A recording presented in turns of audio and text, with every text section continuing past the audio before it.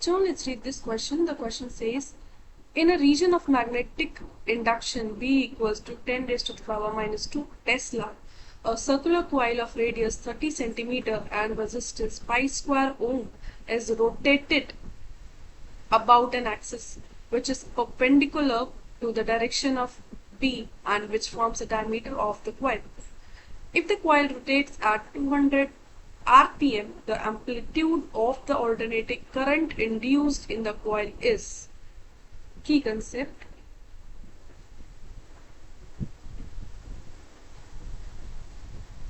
Induced current.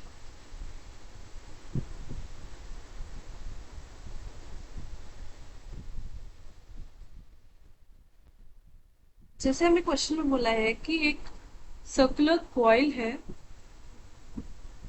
और जो magnetic field है वो भी हमें गिवन है, रेडियस गिवन है, रेजिस्टेंस गिवन है उस कॉइल की, और वो रोटेट हो रही है perpendicular the direction of magnetic. तो वो रोटेट होगी perpendicular direction of magnetic field, तो फ्लक्स चेंज होगा, और अगर फ्लक्स चेंज होगा तो ईएमएफ इंड्यूस होगा, और ईएमएफ इंड्यूस होने की वजह से इंड्यूस्ड करंट प्रोड्यूस होगा।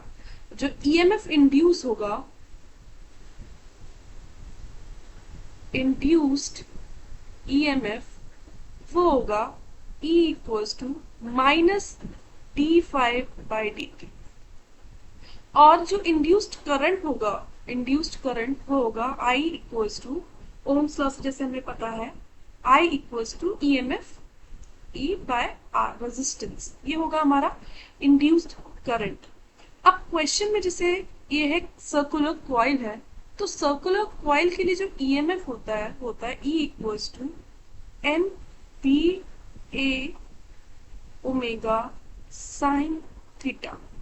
यहाँ पे भी बोला है कि जो एरिया वेक्टर और जो डायरेक्शन ऑफ मैग्नेटिक फील्ड है वो परपेंडिकुलर है एक दूसरे के, तो sine theta, theta is 90 degree, तो ये हो जाएगा N P A omega, E की वैल्यू आ गई। यहाँ पे एन है number of turns, B magnetic field, A area, और ओमेगा है हमारा एंगुलर वेलोसिटी। अब क्वेश्चन में जो चीजें हमें गिवन है वो देख लेते हैं। एरिया निकालने के लिए सबसे पहले हमें चाहिए पाई आर स्क्वायर। आर जो हमें गिवन है वो सेंटीमीटर में गिवन है, इसको मीटर में चेंज कर लेते हैं, तो पाई इंटू 0.3 होल स्क्वायर, ये हो गया मीटर स्क्वायर में चेंज।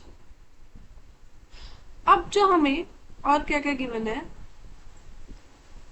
और हमें जो एफ है वो है फ्रीक्वेंसी जो गिवन है 200 आरपीएम, मतलब 200 रोटेशंस पर मिनट, इसको सेकेंड में चेंज कर लेते हैं, तो 200/60 आरपीएस रिवोल्यूशंस पर सेकेंड।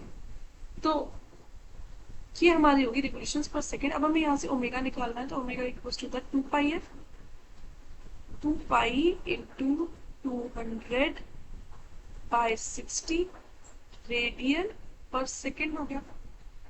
अब ये चीजें हमारे पास होगी। अब हम यहाँ से करंट, इंड्यूस करंट निकाल सकते हैं। I इक्वल्स टू E/R है, E की वैल्यू है N P A omega by R, R भी हमें क्वेश्चन में गिवन है, तो सारी वैल्यूज पुट करते हैं। 1 into 10⁻⁻² into pi R square था, 0.3 होल स्क्वायर इंटू ओमेगा, तो 2πf 200/60 था, और नीचे आ जाएगा हमारा रेजिस्टेंस, रेजिस्टेंस है पाई स्क्वायर। यहाँ से जो हमारी आई की वैल्यू हम कैलकुलेट करते हैं वो आएगी 6 इंटू 10⁻⁻³ इसको हम लिख सकते हैं induced current equals to 6 milli ampere. So the final answer is option C, 6 milliampere. Hope you understood it well. Best of luck.